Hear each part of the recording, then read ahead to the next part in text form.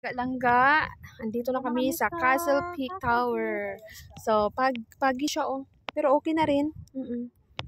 Sorry na lang pag nahulog tayo dito. Hindi naman tayo mamamatay, no? Hindi naman, baldado lang siya. Hindi, okay lang, masakit lang siya. Masakit lang. Nasa kahon na. Nasa kahon na, pauli. Ayan, tayo. Wag lang baldado. Baldado. Oo. Hindi ka na makayot. Yots. Hi! Ayun, diretso langit o ba sila ina nga langit.